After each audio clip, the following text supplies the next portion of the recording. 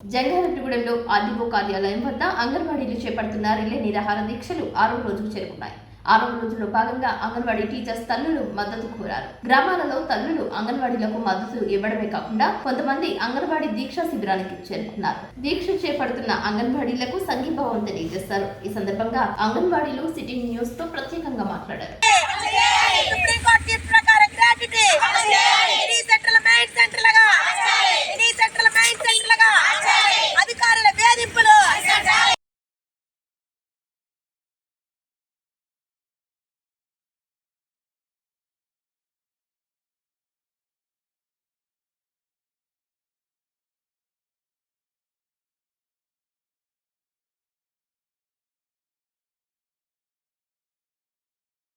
జంగారెడ్డిగూడెం మండలం సమ్మె 6వ రోజు చేస్తున్నామండి. అయితే మేము ఫ్యామిలీని కూడా వదిలేసి ఈ 6 రోజుల నుంచి ఉదయం 9 గంటల నుంచి సాయంత్రం 4 గంటల వరకు ఇక్కడ సమ్మె కార్యక్రమం చేపట్టామండి. అయినా సీఎం గారి నుంచి ఎటువంటి స్పందన రాలేదండి. మాకు న్యాయమైన కోరికల కోసం మేము చాలా బాధతో ఇక్కడ సమ్మె కొనసాగిస్తుంటే అధికారులు, ప్రభుత్వం వారు రాజకీయ జోక్యంతో సచివాలయం స్టాఫ్ అంగన్వాడీ సెంటర్స్ తాళాలు బద్దలు కొట్టించడం జరిగిందండి. ఈ రోజు మాకయింది, రేపొద్దున మీకు అవ్వచ్చు అని మేము అంగన్వాడీ వర్కర్స్ అని హెల్పర్స్ మిరీ వర్కర్స్ తరఫున తెలియజేస్తున్నామండి. తాళాలు బద్దలు కొట్టి వాలంటీర్స్ ని సెంటర్ లో కూర్చోబెట్టి మధ్యాహ్నం 12 గంటల వరకు వాళ్ళు ఉండటం ఎంతవరకు కరెక్ట్ ఒకసారి ప్రజలు ఆలోచించాలని అంగన్వాడీ వర్కర్స్ తరఫున మేము తెలియజేసుకుంటున్నామండి. మా డిమాండ్స్ ఏంటంటే కనీస వేతనం 26,000 ఇవ్వాలని కోరుకుంటున్నామండి.